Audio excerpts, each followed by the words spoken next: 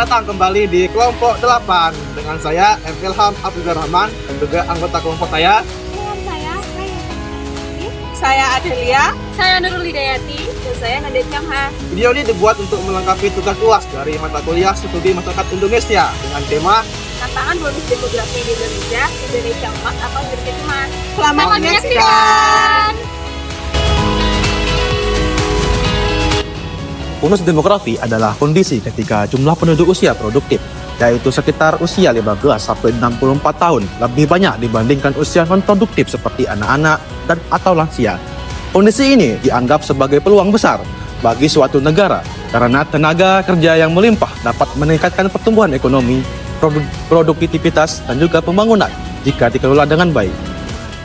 Saat ini, Indonesia sedang berada pada masa bonus demografi. Berdasarkan data pemerintah dan juga Badan Pusat Statistik, mayoritas penduduk Indonesia berada pada usia produktif. Fenomena ini diperkirakan akan berlangsung hingga sekitar tahun 2035. Artinya, Indonesia memiliki kesempatan emas untuk menjadi negara maju karena didukung oleh sumber daya manusia yang benar. Bonus demografi menjadi salah satu topik yang banyak dibahas di ruang digital.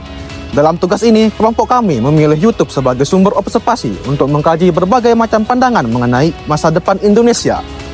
Berikut video yang kami analisis. Indonesia memiliki peluang besar melalui bonus demografi, yaitu ketika jumlah penduduk usia produktif 15-64 tahun lebih banyak dibandingkan usia non-produktif. Namun, agar menjadi Indonesia emas dan bukan Indonesia cemas, ada beberapa tantangan yang harus dihadapi. Yang pertama, kualitas pendidikan yang belum merata. Masih terdapat kesenjangan kualitas pendidikan antar wilayah. Banyak lulusan yang belum memiliki keterampilan yang sesuai dengan kebutuhan dunia kerja. Yang kedua, tingkat pengangguran dan setengah pengangguran. Jumlah penduduk usia produktif yang besar dapat menjadi masalah jika lapangan kerja yang tersedia tidak mampu menampung mereka. Yang ketiga, kesenjangan keterampilan.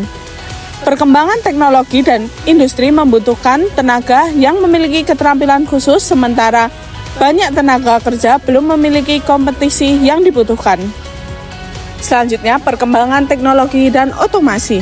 Kemajuan teknologi seperti AI dapat menggantikan beberapa jenis pekerjaan sehingga tenaga kerja harus terus meningkat kemampuan mereka.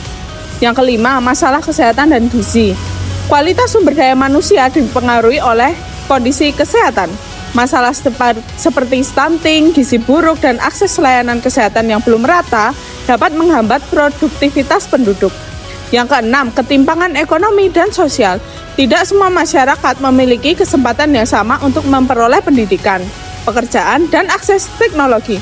Yang ketujuh, rendahnya produktivitas tenaga kerja. Jika produktivitas tenaga kerja rendah, jumlah penduduk usia produktif yang besar tidak akan memberikan dampak signifikan terhadap pertumbuhan ekonomi. Yang terakhir, kurangnya lapangan kerja berkualitas.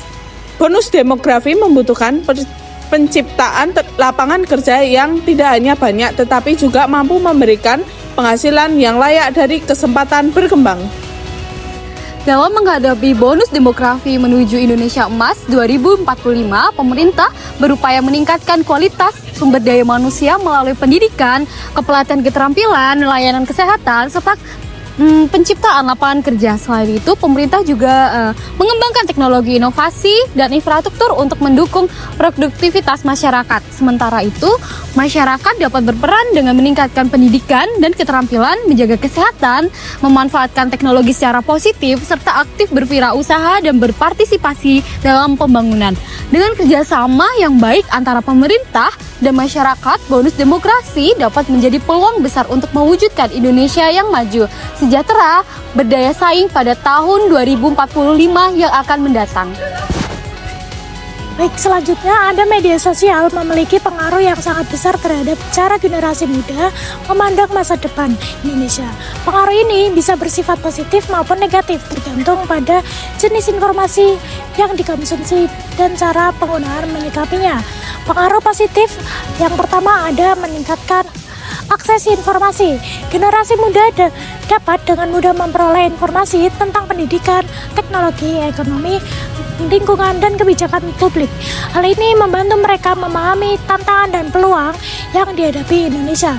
Kedua, mendorong partisipasi sosial dan politik. Media sosial menjadi sarana untuk menyuarakan pendapat, berdiskusi, dan terlibat dalam berbagai gerakan sosial. Kesadaran terhadap isu-isu nasional dapat meningkatkan karena informasi tersebar lebih cepat. Nah, untuk selanjutnya ada pengaruh negatif. Yang pertama, penyebaran hoax atau disinformasi. Informasi yang tidak benar dapat membantu pandangan yang keliru tentang kondisi Indonesia sehingga menimbulkan pesimisme dan bahkan konflik sosial. Yang kedua, polarisasi dan echo chamber. Algoritma media sosial sering menampilkan konten yang sesuai dengan pandangan pengguna. Akibatnya, generasi muda dapat terjebak dalam lingkungan informasi yang sempit dan kurang terbuka terhadap perspektif lain. Yang ketiga, ada meningkatkan sikap pesimis. Paparan terus-menerus terhadap berita negatif seperti korupsi, kriminalitas, dan masalah ekonomi dapat membuat sebagian anak muda merasa bahwa masa depan Indonesia sangat suram. Jadi, bonus demografi Indonesia emas atau cemas? Nah, jawabannya bergantung pada bagaimana kita mempersiapkan generasi muda hari ini. Jika pendidikan, keterampilan, dan kesempatan kerja dapat ditingkatkan, bonus demografi akan menjadi jalan menuju Indonesia Emas 2045.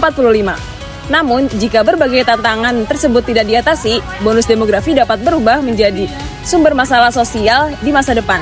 Karena itu, masa depan Indonesia bukan hanya tentang jumlah penduduk, usia produktif, tetapi tentang kualitas generasi yang akan memimpin bangsa. Sekian video dari kelompok 8, semoga bermanfaat dan juga terima kasih. Bye-bye. Bye-bye.